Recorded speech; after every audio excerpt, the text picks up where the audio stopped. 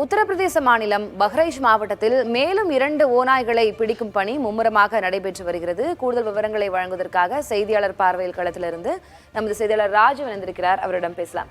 ராஜு, கடந்த 3 நாட்களாக இந்த ஓநாய் தாக்குதல்கள் குறித்தான செய்திகளை பதிவு பண்ணிட்டு வரும். தற்போது வரைக்கும் எவ்வளவு ஓநாய்கள் பிடிபட்டிருக்கிறது, எவ்வளவு பேரை ஓநாய்கள் தாக்கி இருக்கின்றன, இன்னும் எவ்வளவு ஓநாய்களை பிடிக்க அங்கு நடவடிக்கை மேற்கொண்டிருக்கிறது?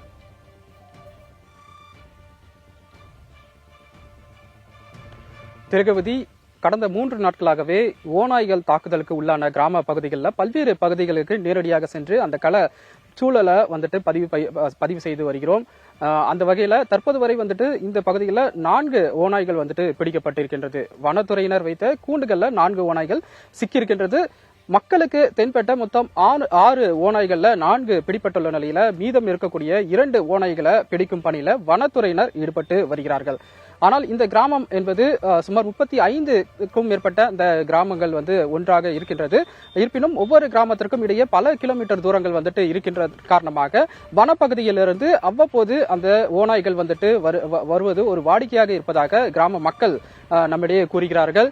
அரசினுடைய தரவின்படி இன்னும் 2 ஓநாய்கள் மட்டும் பிடிபட வேண்டும் என்று அவர்கள் கூறுகிறார்கள். ஆனால் ஒவ்வொரு கிராமத்திலும் உள்ளே சென்று நம்ம அவர்களிடம் பேசும் பொழுது அவர்கள் கூறுவது இரவு நேரங்களில் 1 ஓநாய் அல்லது 2-3 கூட்டாகவும் ஓநாய்கள் வருவதாக அவர்கள் கூறுகிறார்கள். இதன் மூலம் என்ன தெரியுதுன்னா, நமக்கு ஓநாய்கள் இன்னும் அதிக அளவில் இந்த கிராம பகுதியில் சுற்றி வருகிறது.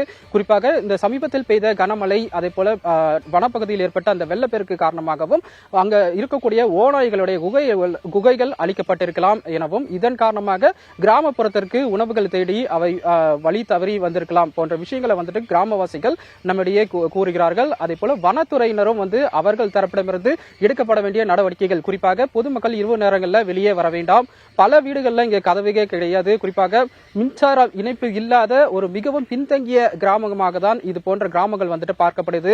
பெரும்பாலான இந்த கிராமத்தில் இருக்கக்கூடிய வீடுகளில் மின்சார வசதி கூட கிடையாது. அதே போல தண்ணீர் வசதி போன்ற எந்த ஒரு அடிப்படை வசதிகளும் இல்லாத ஒரு சூழல்ல இந்த ஒரு பிரச்சனை மிக ஒரு விஸ்வரூபம் எடுத்திருக்கிறது. குறிப்பாக ஓநாய்களுக்கு குழந்தைகள்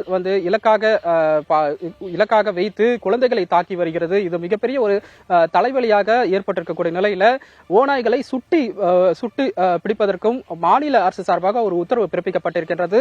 அதன் அடிப்படையில் வனத்துறையினர் பிரத்யேக கேமராக்களை பயன்படுத்தி வருகிறார்கள். இரவு நேரங்களில் ஓநாய்கள் நடமாட்டத்தை கண்டறியும் பணியில அந்த இன்ஃப்ராரெட் என சொல்லக்கூடிய கேமராக்களையும் பயன்படுத்தி வருகிறார்கள். ஷூட்டர்ஸ் வனப்பகுதியில் நிறுத்தப்பட்டிருக்கின்றார்கள். தற்போது வரை 10 ஷூட்டர்ஸ் ஆங்காங்கே நிறுத்தப்பட்டிருக்கிறார்கள். ஓநாயை கண்டதும் சுடுவதற்கான ஒரு உத்தரவு அமலில் இருக்குவதன் காரணமாக இது போன்ற நடவடிக்கைகள் மேற்கொள்ளப்பட்டு வருகிறது. மட்டுமல்லாமல் ஒலிபெருக்கிகள் மூலம் இரவு நேரங்களில் வனத்துறையினர் சார்பாக பொதுமக்கள் யாரும் வெளியே வர வேண்டாம், குறிப்பாக உறங்குவதற்காக யாரும் வீட்டிலிருந்து வெளியே படுத்து உறங்க வேண்டாம், குழந்தைகளை பத்திரமாக பார்த்துக் கொள்ளவும் போன்ற விஷயங்களை தொடர்ந்து அறிவுறுத்தி வராங்க. விழிப்புடன் இருக்க வேண்டும் என்பதை பொதுமக்களுக்கு அறிவுறுத்தி வரக்கூடிய நிலையில கிராம மக்கள் இளைஞர்கள் ஒன்று கூடி 5 பேரோ அல்லது 10 பேரோ இது போன்ற ஒன்றாக கூடி இரவு நேரங்களில் கிராம எல்லை பகுதிகளில் ரோந்து பணிகளில் ஈடுபட்டு வராங்க. இதற்கு காரணம் என்னன்னா, வனப்பகுதியிலிருந்து அருகே இருக்கக்கூடிய விவசாய பகுதிகளில் பதுங்கி இருக்கு அந்த இரவு நேரங்களில் அந்த ஓநாய்கள். அதே போல நேரம் பார்த்து எந்த நேரம் வருவது என்பதே மக்களுக்கு தெரியாத நிலையில நேரம் பார்த்து ஊருக்குள் புகுந்து அந்த தாக்குதல் நடத்தி வரும் அந்த ஓநாய்களை அச்சுறுத்தி கிராமத்திற்குள் நுழைவதை தடுக்கும் வகையில் கிராம வாசிகளும் கைகளில் கம்புகளுடன் இரவு நேரங்களில் அந்த ரோந்து பணிகள்ல மேற்கொண்டு வராங்க. டிராக்டர்கள்ல ஒலிபெருக்கிகளை கட்டி அந்த சத்தத்தை எழுப்பி வருவதன் மூலமாக ஊருக்குள் வரும் அந்த ஓநாய்களை தடுக்க முடியும் என்ற ஒரு நம்பிக்கையில இது போன்ற ஒரு நடவடிக்கையில ஈடுபட்டு வருகிறார்கள். அரசினுடைய தரவுகளின்படி ஒரு சில ஓநாய்கள் மட்டுமே தற்போது இங்கே சுற்றி திரிகிறது என்பது அவர்களுடைய தரவாக இருக்கிறது. ஆனால் கிராமப்புறத்தினுடைய ஒவ்வொரு பகுதியிலும் நம்ம உள்ளார சென்று கேட்கும்போது அவர்கள் கூறுவது அருகே இரவு நேரங்களில் அருகே அமைந்திருக்கிறது, ஆனால் எங்கு இருக்கிறது என்பது தெரியவில்லை. டார்ச் லைட் அடித்து பார்க்கிறோம், ஆனா அவங்க எங்களுடைய அந்த வருகை தெரிந்து மீண்டும் காட்டுக்குள் ஓடி போகிறது போன்ற விஷயங்களை அவர்கள் நம்மிடையே பதிவு செய்திருக்கின்றார்கள். அரசினுடைய அந்த தேடுதல் வேட்டை நிறைவடைந்தாலும் பொதுமக்களுடைய அந்த தேடுதல் வேட்டை தொடரும் என்பதுதான் இந்த பகுதி மக்களுடைய அவர்கள் நம்மிடம் பதிவு செய்திருக்கக்கூடிய ஒரு செய்தியாக இருக்கிறது. 8 குழந்தைகள் உட்பட 10 பேர் ஓநாய் தாக்கி உயிரிழந்திருக்கிறார்கள் என்ற செய்தியே அச்சுறுத்தல் மிக்க செய்திதான்.